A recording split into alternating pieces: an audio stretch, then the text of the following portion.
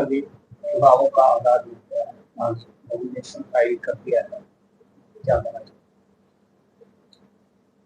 हरियाणा प्रदेश के 5 अक्टूबर को मतदान होगा और इस चुनावी उत्सव में हरियाणा प्रदेश के लोग निर्णय करेंगे, अपनी अगली सरकार बनाएंगे। इसी संदर्भ में मैंने भी भारतीय जनता पार्टी के खिलाफ, कांग्रेस के खिलाफ और इनके गठबंधन के खिलाफ जो भी होने जा रहा है, नहीं होने जा रहा है इस बात का पता नहीं अभी तक, उसके खिलाफ अपना नामांकन पत्र दाखिल किया है। और हम गैर बीजेपी, गैर कांग्रेस सरकार बनाने जा रहे हैं। हमें उम्मीद है कि हमारी मेजॉरिटी बनेगी और बहुमत बनेगा और हम सरकार बनाएंगे।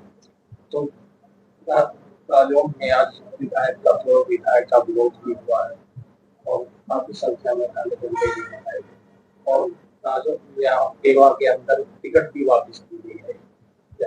हरियाणा प्रदेश की जनता का भारतीय जनता पार्टी और जेजेपी से मोह भंग हो चुका है, क्योंकि इन्होंने 10 साल से राज ये चला रहे थे और दूसरी टर्म बीजेपी ने जेजेपी के साथ पूरी की है। इन्होंने जन विरोधी निर्णय लिए हैं, सत्ता विरोधी लहर है। सत्ता विरोधी लहर को भांपते हुए पेवे के जिसको टिकट अलॉट की थी अजराना ने अपनी टिकट वापस कर दी है। ये बहुत बड़ी तौहीन है। जो पार्टी ये कहती थी कि हम तो दुनिया की सबसे बड़ी पार्टी हैं और हमारा डंका बजता है, और आज इनका देश में राज है और हरियाणा प्रदेश की सरकार भी इन्होंने संभाली है 10 साल। आज इनकी टिकट वापस की जा रही है। आपने कहा कि यहाँ की विधायिका का बड़ा विरोध हुआ है। विरोध तो थोड़ा है, लोग तो अंदर खाने जड़े बैठे हैं। इन्होंने हरियाणा प्रदेश के किसान को, मजदूर को, व्यापारी को, कर्मचारी को, नौजवान को बहुत सताया है। इनका जनाजा जरा झूम के निकले, ऐसे हरियाणा प्रदेश के लोग मन में ठाने बैठे हैं। मैं ये मान के चलता हूँ प्रदेश की जनता इस बात की गवाह है और देश की जनता भी। इन्होंने किसानों के ऊपर कितने जुल्म, 380 दिन तक किसान धरने पर बैठे रहे।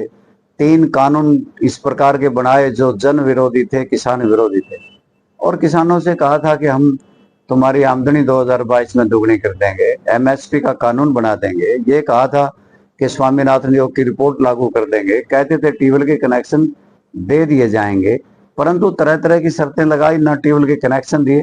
देश की आज़ादी के बाद किसी ने भी कृषि यंत्रों पर टैक्स नहीं लगाया। पहली बार जीएसटी 18% तक के इजाद में किसानों के यंत्रों पर लगाया गया। किसान ही दुखी नहीं है। मजदूरों के लिए नरेगा का बजट कम कर दिया। इन्होंने बेरोजगारी बढ़ाई है। हरियाणा प्रदेश का बेरोजगार नौजवान आता हताश और निराश होकर के हरियाणा प्रदेश की धरती से उसका मोह भंग हो गया है। 7 समुद्र पार जाके डंकी वीजा लेकर के अमेरिका और कनाडा में जाके अपना निर्वहन करने की सोच बैठे हैं। हम पे तो फौज थी, ले दे करके उसको भी इन्होंने ठेके पे दे दिया। अग्निवीर भर्ती होंगे, रिटायर होने पे ना तो उनको कोई किसी प्रकार की सुविधा मिलेगी, ना पेंशन मिलेगी, ना अस्पतालों में दवाई मिलेगी, ना कैंटीन से सामान मिलेगा। ये देश लोगों का देश है, किसी व्यक्ति विशेष का नहीं। लोगों की कड़ी मेहनत की वजह से रेलवे स्टेशन बने थे, हवाई अड्डे बने थे, बंदरगाहें बनी थी, बीमा कंपनियां खड़ी की, सबको नीलाम कर दिया, अडानी और अंबानी को दे दिया। और हरियाणा प्रदेश की कैसी व्यवस्था की, सूखे सड़कें टूटी पड़ी हैं, नहरें सूखी पड़ी हैं। आपके सामने ही तो है कि स्कूलों में मास्टर नहीं, अस्पतालों में डॉक्टर नहीं। आज हरियाणा प्रदेश किस दौर से गुजर रहा है। बड़ा भयंकर स्थिति है कि 3,17,000 करोड़ का कर्जा है हरियाणा प्रदेश वासियों पे। भारतीय जनता पार्टी ने हरियाणा प्रदेश में 2 दर्जन से ज्यादा घपले और घोटाले किए हैं। चाहे वो शराब घोटाला है, चाहे वो चावल घोटाला है, धान घोटाला है, चाहे आपका रजिस्ट्री घोटाला है, शराब घोटाला है, आप पेपर लीक घोटाला है, बारदाना घोटाला है, खनन घोटाला है, सफाई घोटाला है, तालाब खुदाई घोटाला है, रिचार्ज बोर्ड घोटाला है। अनेकों घपले और घोटाले हैं। आपके यहाँ पे हुआ क्या है? सिवाय लूटने के कोई काम नहीं हुआ। जब आपने 2014 में चुनाव लड़ा था तब एक निर्दलीय प्रत्याशी सामने था और कल फिर एक निर्दलीय पूर्व विधायक ने घोषणा कर दी निर्दलीय चुनाव लड़ने। कल के बारे में किसी को पता नहीं है, कल क्या होगा क्या नहीं होगा इसके बारे में मैं क्या बता सकता हूँ।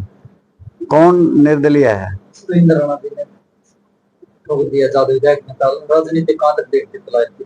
मैं किसी के बारे में जब तक पेपर फाइल ना हो जाए कुछ भी नहीं कहना चाहता, और मैं किसी भी उम्मीदवार के बारे में व्यक्तिगत टिप्पणी नहीं करना चाहता। तो कांग्रेस पार्टी के कुछ उम्मीदवार हैं जो पार्टी की बजाय आजाद लड़ना की कोशिश कर रहे हैं, तो उन्हें क्या पता पार्टी कमजोर नजर आती हो। भारतीय कांग्रेस जिस तरह से भारतीय जनता पार्टी का टिकट फेंक दिया और यहाँ भी कांग्रेस कमजोर हो।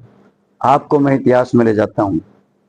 यहाँ पे 2005 में, चलो उस टाइम तो पाई क्षेत्र था, ये एग्जिस्टेंस में 2009 आया है। 2009 में कांग्रेस नहीं बनी, 2014 में कांग्रेस नहीं बनी, यहाँ पे 2018 में भी कांग्रेस नहीं बनी। यहाँ है कहाँ कांग्रेस कलैत में? मुझे बताइए आप। कलैत विधानसभा क्षेत्र के 3 जनरल होने के बाद 3 चुनाव हुए, तीनों में कांग्रेस आ रही है।